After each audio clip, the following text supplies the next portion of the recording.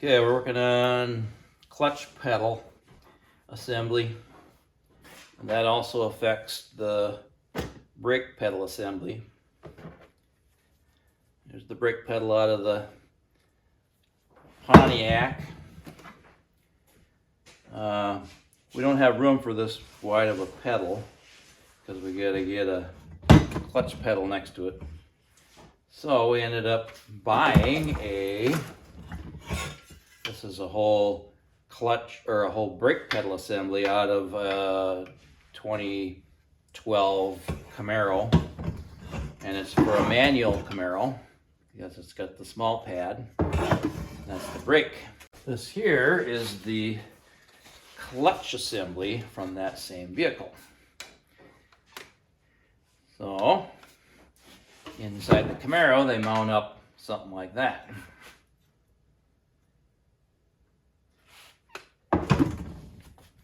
Now we have to integrate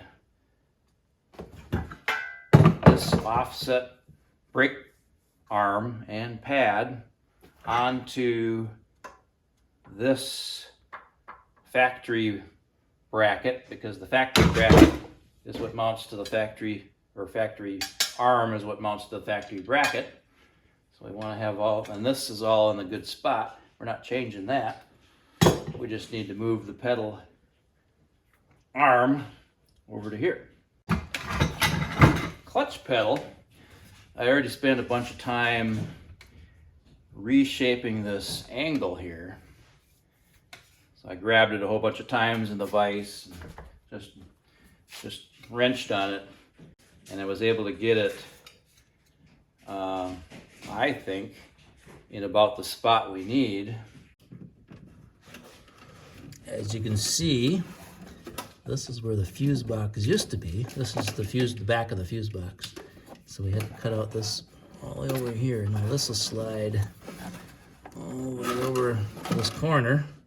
And we just got to plug that one. And then the clutch bracketry will come through somewhere in this area right here. I have to cut a hole in here.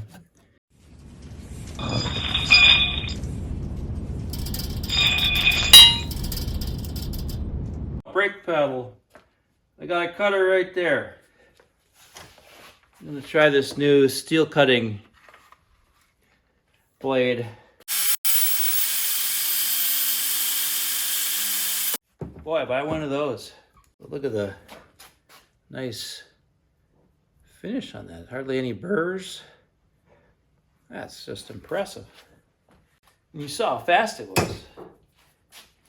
Whew, scary fast. We need this, and we need this. These are the two pieces we got to get together. Okay, I think I'm happy with the location, with this location, all this clamped on here. So when I hold this, I line this, where I cut this off of this shaft, I line it back up, close as I can get it, and line it all up. The pedals match pretty good like that. Back at it. What are we doing now? We are going to try to locate where the clutch pedal needs to come through the firewall.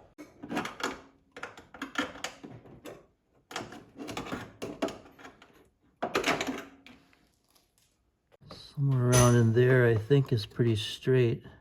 Can you push the back of the bracket up further? Yeah, there you go.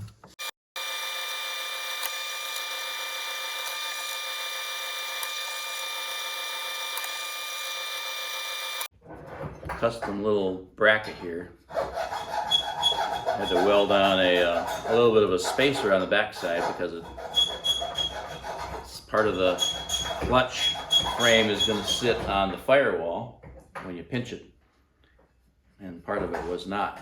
We're getting ready to tack this into place, so we got a bunch of drop cloths here, kind of catch the sparks. So this is going to mount right in there. So this is how this will go. Fish through there, bolts like that. This will be what we're going to get that tacked on first, then we're going to test fit it, see See how it fits. Just needs a little black caulking and throw it together and it'll look, nobody will ever know, it'll look factory.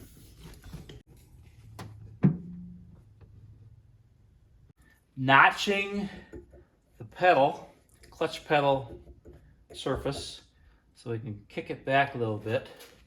I already cut it off in a spot here that we can we can use this arc, because this comes down the right spot, but we got to shorten the throw up, so we have to take this pedal and move it up on here and kick it out a little bit. So I think we got it figured out. We're starting to do some cutting and see.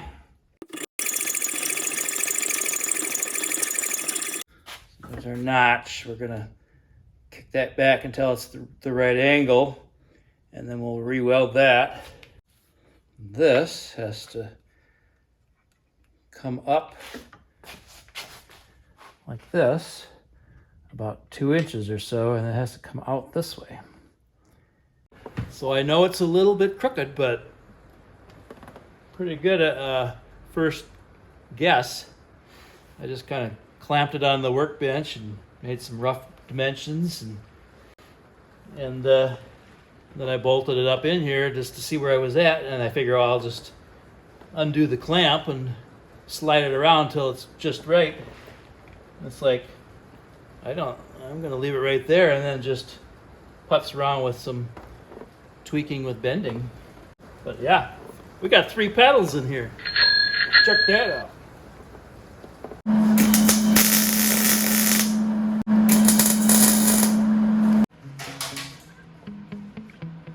We have 2012 Camaro, 2012 Camaro / 84 Pontiac.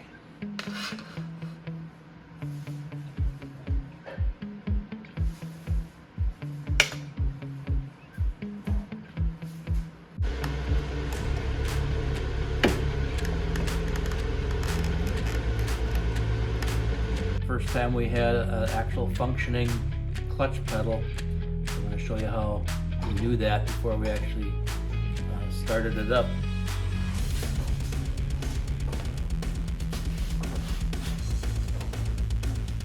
Pretty cool. It looks like it's engaging, I don't know, 1.5 inches from the top, which I think that's pretty good, maybe 2 inches. So excellent. Next is we got to bleed the power steering system, which is tied to the power brake system. So everything we did over here, first we had to move this fuse box over since the clutch pedal wouldn't fit up there. This is the back of the clutch pedal. It wouldn't fit up underneath the dash without moving this fuse box over. So we moved the fuse box over, we screwed it in, mounted it over here, rerouted a bunch of wires, and then we could fit this up in there and make this plate. And then we mounted the clutch pedal, bled the clutch, and then filled some holes with some silicone. And it works. You can hear it. Can't see it.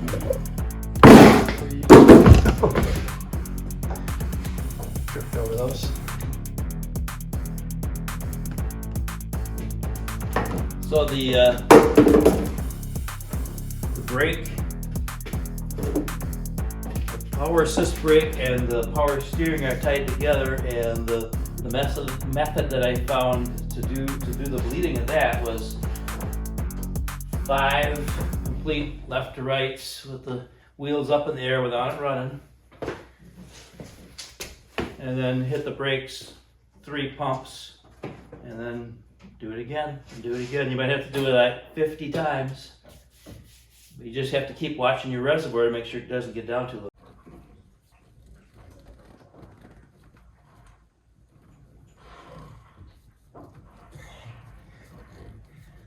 We're Driving a race car. Or Driving a race car around a figure eight.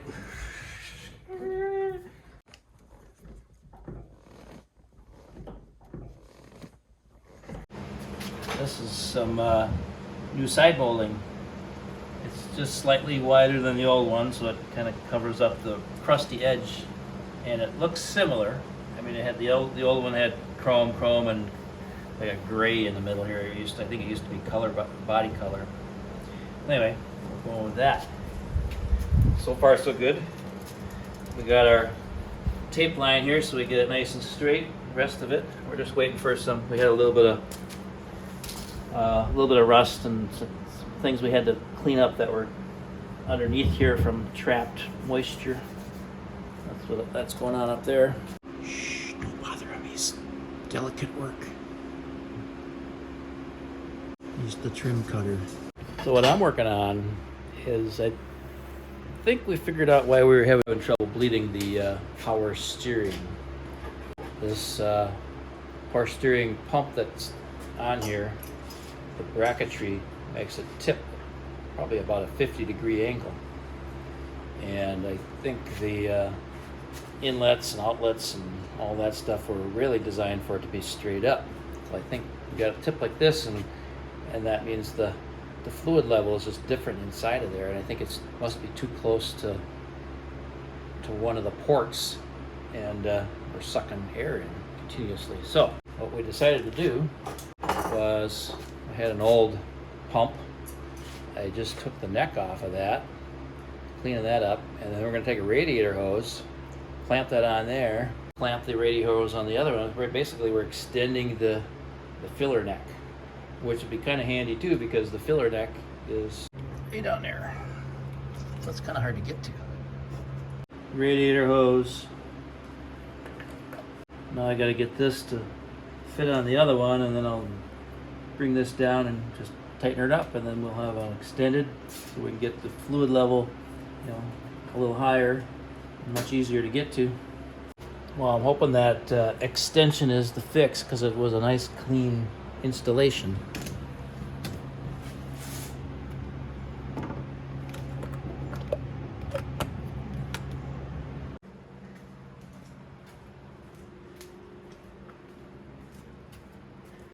New fuel pump. Our other one started making a bunch of noise, and we think that might be a problem, so we're putting a new one in. So what's next? Well, we're waiting on some fittings for the new fuel pump, and we're hoping that solves the noise and whiny fuel pump problem. It's got to. We're still putting some spacers in the front coil springs to try to bring the front end up a little bit. Push really hard on it, like when you go over a big bump, hits the lip a little bit. The tire hits the lip a little bit. That's just some little things. So I'm thinking next time we post, it's gonna be road footage, going on the road. So that'll be exciting.